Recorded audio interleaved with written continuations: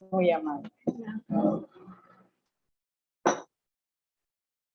Hola, buen día.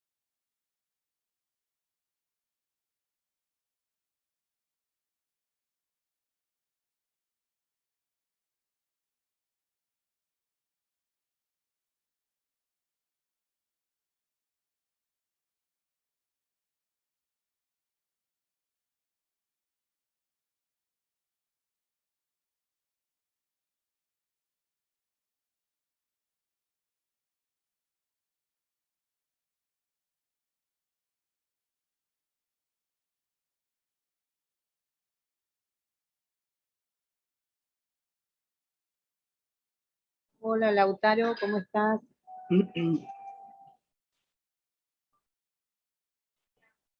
¿Vos me podés escuchar? Lautaro, Hola, profe, estaba cerrando la puerta. ¿cómo andás, che? Escúchame, ¿qué, es 11:30 la clase Sí, o no 11:30 hay hasta la alarma? 1. Ah, perfecto, Sí, sí, sí. perfecto. Yo Voy va a me ser un meto poco antes más así. corta. Ok. ¿Vos estás cursando la materia o sos Sí, sí, docente? sí. Ah, Estoy listo. Hoy va a cursando. ser más cortita, ¿sabés? Porque tengo que ir Dale, después ahí a la facu. dale, bárbaro. Bueno, entonces espero No, un poquito, voy a compartir pantalla. No sé si puedo. dale, dale, bárbaro. Sí, tengo para hacer. ¿Hay alguna novedad si va a ser presencial alguna clase o algo? ¿O ¿De todavía estas? no? Sí. Mira, yo no tengo ningún problema y los otros docentes tampoco, así que si Ah, mira. prefieren Claro. presenciales no hay ningún problema. Porque hay algunas que ya como empezaron a hablar del tema. Eso, por ejemplo, familia, creo que los sábados van a ser ¿Sí? presencial. Esta puede ser perfectamente presencial, Claro. ningún problema. Si querés ya lo pongo en el grupo con los docentes y el jueves que viene se da presencial. ¿Te parece? ¿Los alumnos podrán? La verdad que no sé, pero yo no tengo problema. Ah, bueno, ya lo consulto, así yo ya lo puedo decir en clase. ¿Qué te parece? Bueno, ¿Qué pasa? voy a quedar como el que hizo que sea presencial finanzas. Dale, dale, que te tiren las piedras.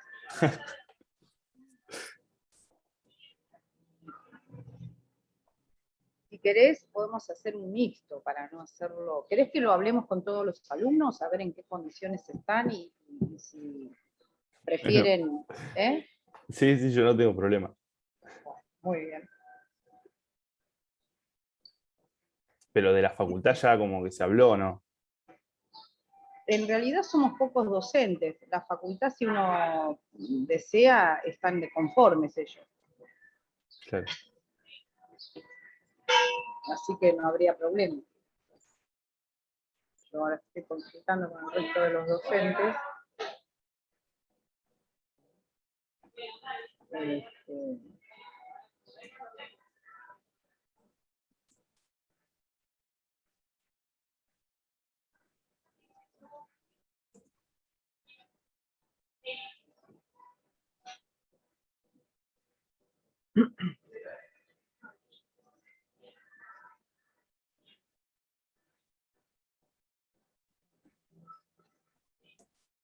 ¿Vos decís por el tema de las aulas?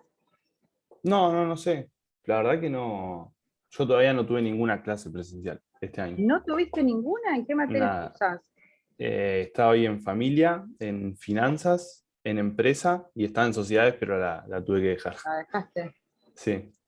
¿Y vos estás en Mar del Plata? Ahora no, yo soy de Tandil, pero sí estoy viviendo allá igual. Me fui igual. ¿Y no hay problema en que pudieras venir a No, no, clase? yo no tengo drama. Bueno, ahora lo planteamos entre todos.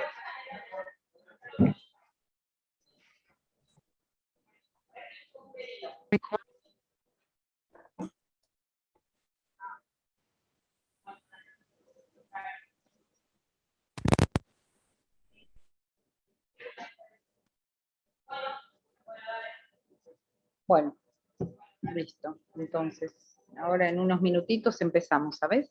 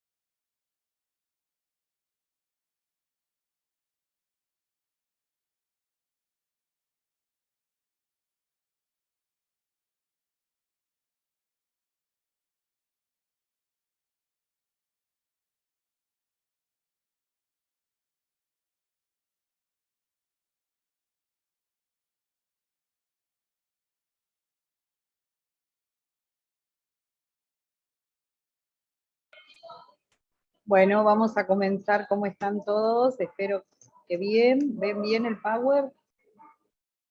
Sí, profe, se ve bien. Hola, profe, sí, se ve bien. ¿Cómo están? Bueno, hoy vamos a ver un tema que vamos a repasar un poquitín entre lo que es la primera parte de finanzas públicas y lo que ustedes han visto de derecho constitucional. Entonces, ahí pueden verlo un poquito más amplio, ¿verdad? Vamos a ver lo que es el derecho tributario constitucional. Pero antes de eso, vamos a ver qué les parece a ustedes. Cuando ustedes vieron en la parte de finanzas públicas, vieron que teníamos dos grandes cuentas que formaban el presupuesto. Por un lado los gastos y por el otro lado, Luciano. Disculpe, doctora, no la escuché.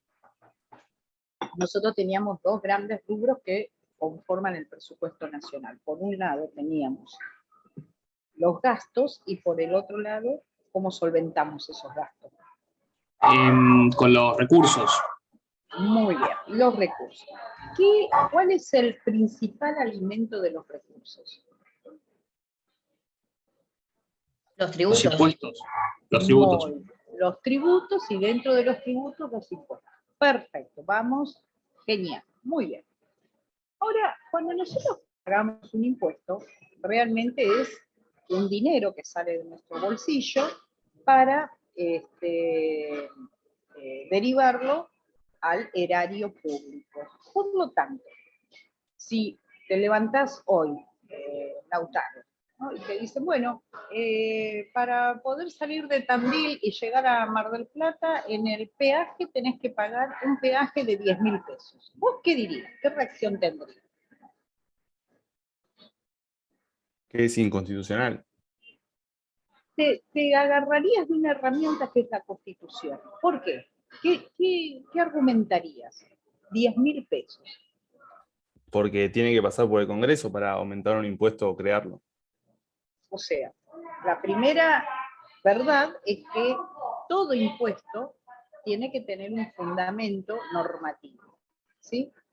¿Y cuál es el principal y primer fundamento normativo? La Constitución Nacional. Nosotros vamos a ver un montón de artículos, que ahora en este Power los tenemos después, no me acuerdo si está subido al campus, si no lo subimos, donde justamente se establece cuál es el fundamento de los distintos impuestos, cuál es el límite, quién debe cobrar esos impuestos, quién corresponden y quiénes deben pagar. Entonces, vamos a tener ahí que analizar en cada situación en particular que impacte en los individuos obligados a pagar, cuál es el hecho imponible, es decir, sobre qué va a recaer ese impuesto, cuánto es el límite cuantitativo de ese impuesto y sobre qué sujetos o qué bienes va a recaer. Ustedes van a tener impuestos reales e impuestos personales. ¿Qué impuesto real ustedes recuerdan? Martín.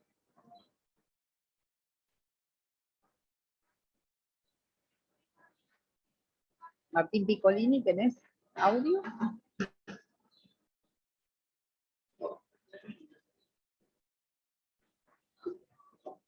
Virginia, ¿qué te parece?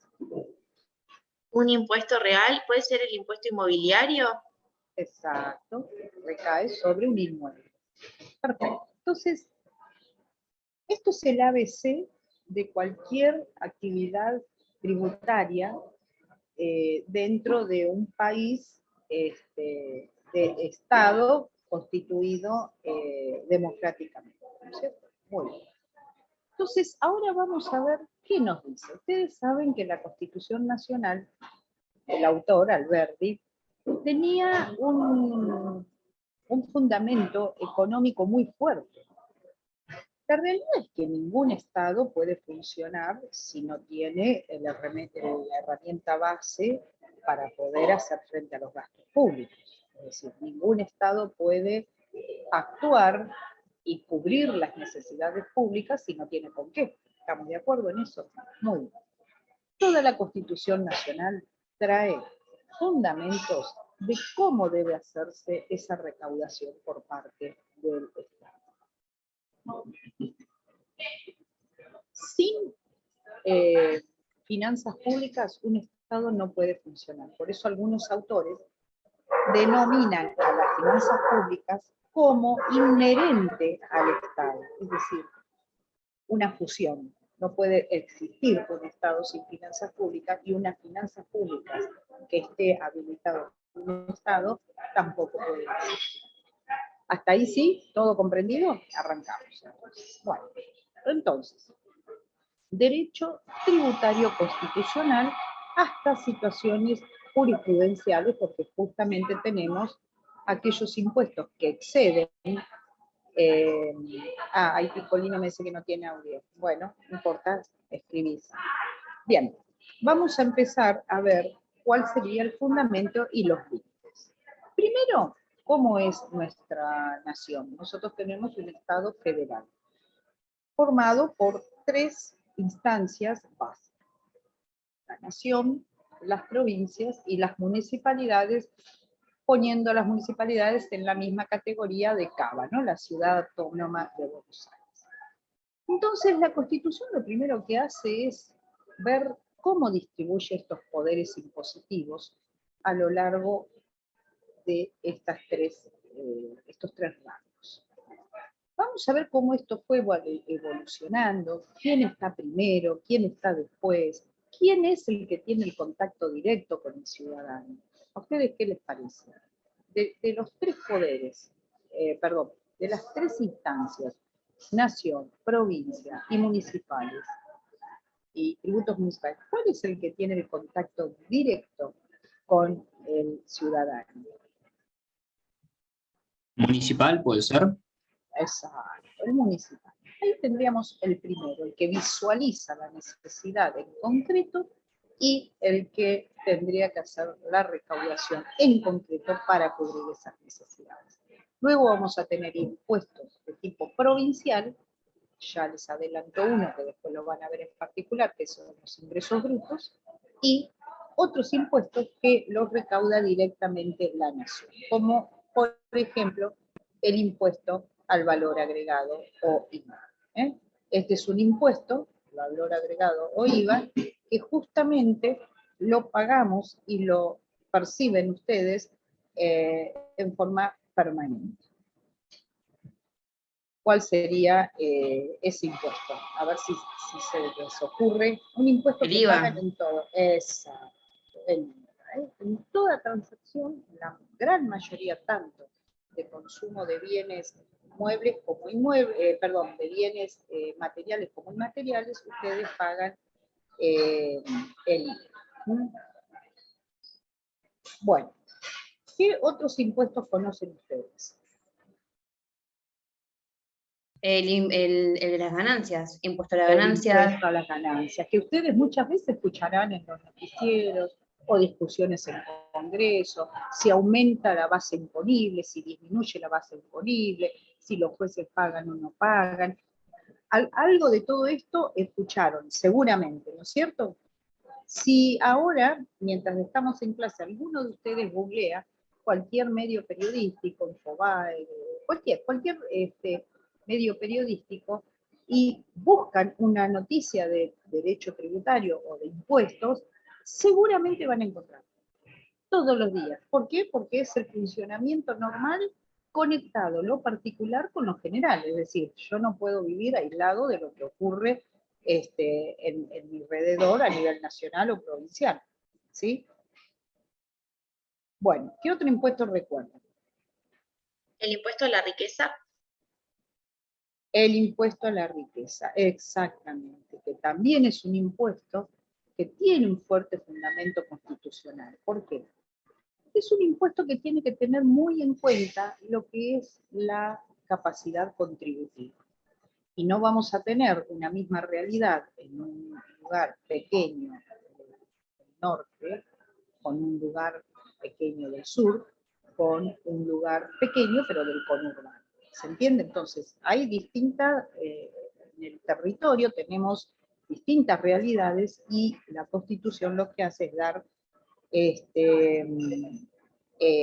justamente herramientas para poder distribuir de la manera más equitativa posible tanto la recaudación como el gasto público.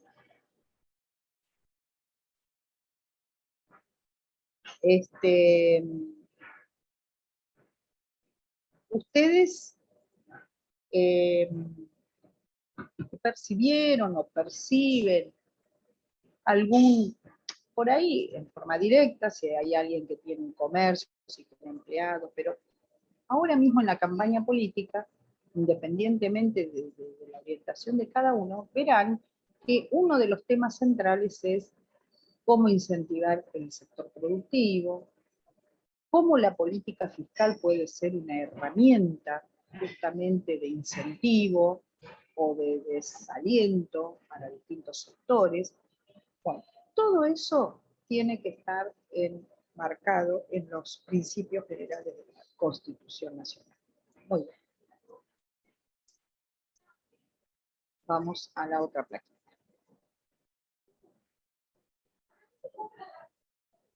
Bueno, entonces, lo que la Constitución tiene es como si tejiéramos una telaraña donde no podríamos superponer, ¿no es cierto?, un impuesto con otro impuesto porque ahí rozaríamos uno de los principios más importantes del derecho tributario, que es la no confiscatoriedad. Un impuesto excesivo puede resultar confiscatorio, es decir, violatorio del derecho de propiedad.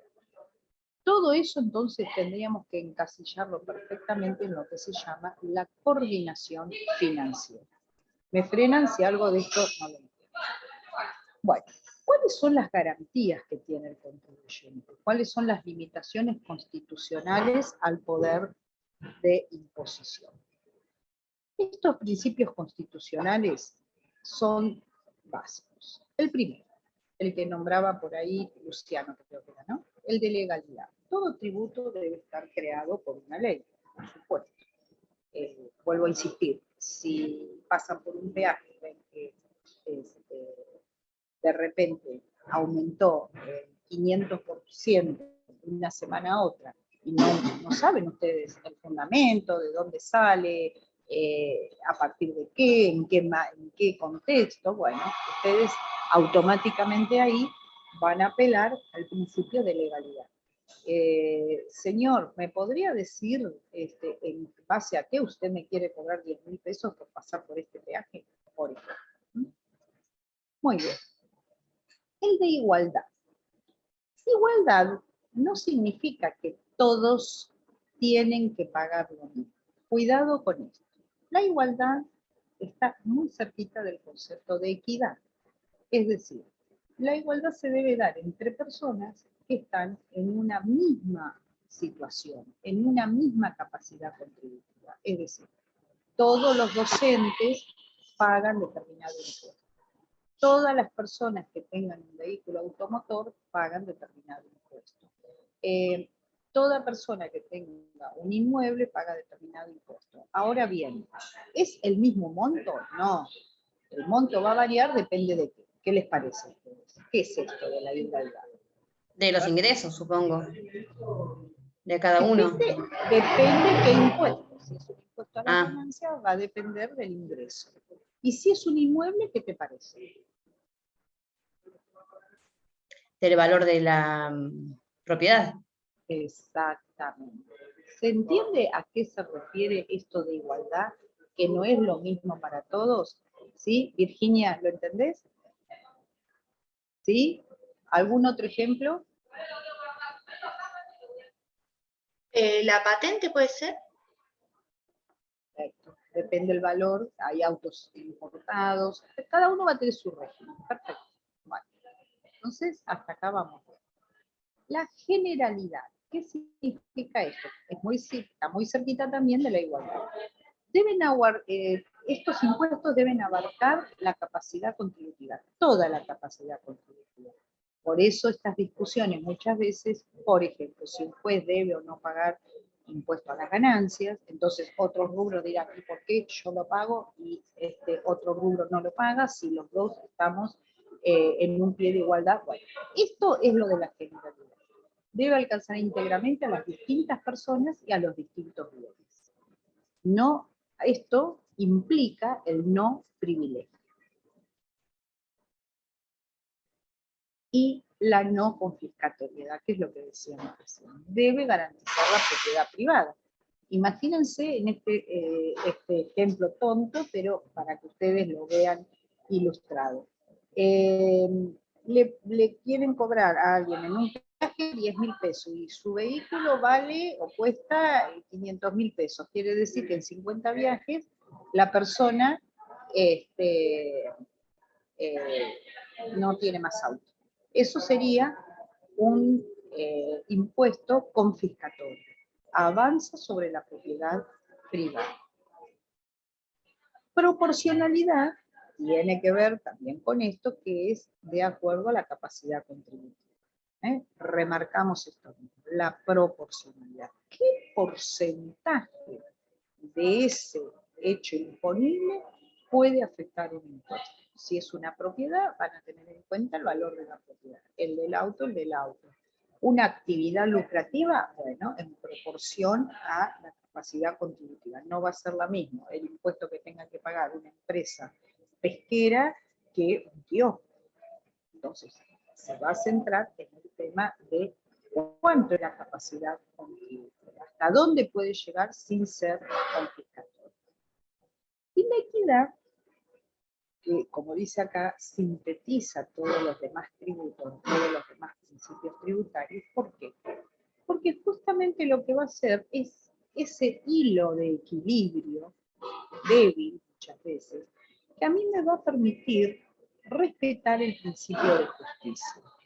Vuelvo a insistir, no va a ser lo mismo una empresa que esté ubicada en Catamarca, donde quizás sea una zona que hasta conseguir agua implique una dificultad y un costo extra, que un kiosco o una heladería que se encontrara en una zona central, urbana, donde cuentan con todos los servicios, de forma prácticamente sencilla y automática.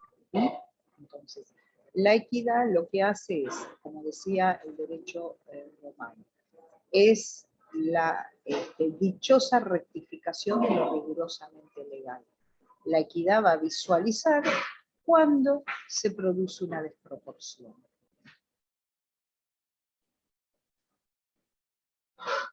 ¿Cuáles serían entonces los requisitos para una adecuada estructura tributaria? Hay autores, por ejemplo,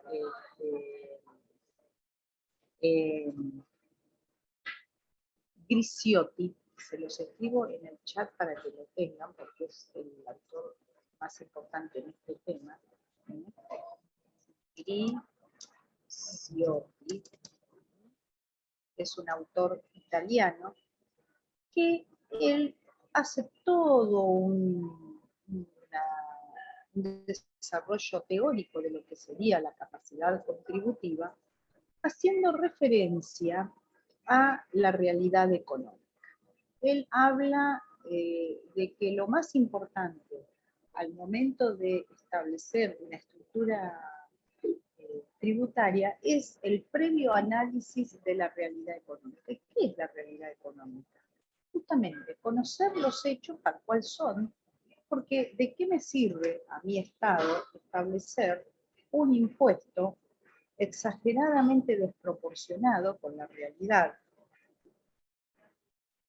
de ese grupo imponible, si luego, ¿en qué puede resultar cuando algo tiene una característica así de desborde? ¿A ustedes qué les parece? Si es excesivo un impuesto. En poco tiempo, ¿qué ocurre, Elena? ¿Qué te parece? ¿Qué hace la gente cuando el impuesto es muy excesivo y la realidad económica no acompaña? No lo paga, no lo puede pagar. Entonces es como que inicia con ya un antecedente irreal, entonces puede llegar a garantizar justamente el fracaso de el fracaso de ese impuesto. ¿Sí? ¿Se entiende, Alicia? Aguerri. Alicia.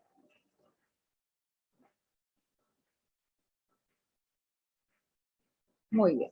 Ahora vamos a ver cómo se da el diseño de los impuestos.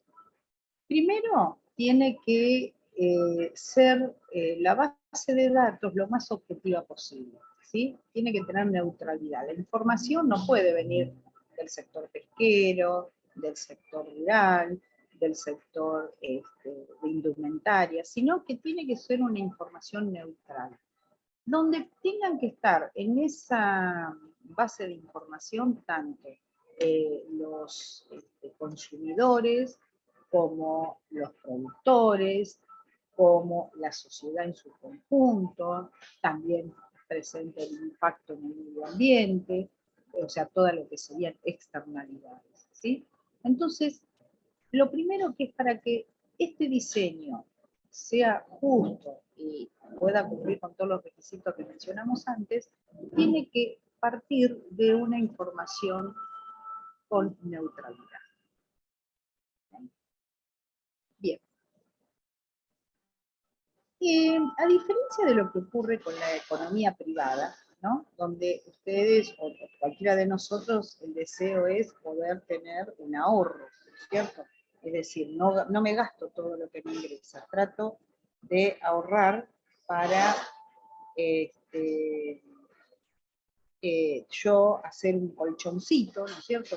Hablando en coloquio habitual, porque uno hace una previsión por cualquier cosa que ocurre. A nivel Estado, lo primero que tiene que hacer un Estado es cumplir con los objetivos, es decir, cubrir las necesidades públicas. Si las necesidades públicas son vacunar ante una pandemia, ese es el primer objetivo de ese gobierno. Luego se verá si se ahorra o no. Las finanzas públicas hay que entenderlas como una situación totalmente diferente a lo que es lo particular. Si en un presupuesto se estimaron recursos para determinada cantidad de gastos y al final del ejercicio, el 31 de diciembre, yo veo que me sobra mucho recurso, significa que no ejecuté todos los gastos que yo tenía previsto. Por lo tanto, puede ser que responda a una gestión deficiente. Bien. Equidad ya tengo todos los datos. Esos datos son neutrales. Ahora tengo que ver cómo hago la distribución. Esta distribución tiene que ser equitativa entre los distintos sectores. Ya no hablando de, digamos, porciones territoriales, sino sectores de la población. Vieron que es tan fluctuante, por ejemplo, el consumo, ¿no? El consumo de alimentos. Vamos a ir limitando a un sector. Bueno, por ahí está de moda comer brócoli. Entonces se me desinfla, ¿no? Estos son principios básicos de la economía. Otro sector, quizás el del tomate, por decir cualquier cosa, ¿no es cierto? Entonces, es dinámico. El tema del equilibrio y el diseño impositivo es dinámico, tiene que ser analizado en forma constante. Porque si no, si fuera totalmente estático, en algún momento podría provocar injusticias. Muy bien. Ahora vamos a el sistema tributario debe ser simple y de fácil acceso para el contribuyente para minimizar la evasión y la ilusión. Es decir, en los últimos tiempos, cada vez con todo lo que es el tema de la informática y los medios que tenemos para poder hacer las cosas con un acceso mucho más sencillo, ha provocado que hoy un impuesto lo puedan pagar vía internet o a través de un sistema online.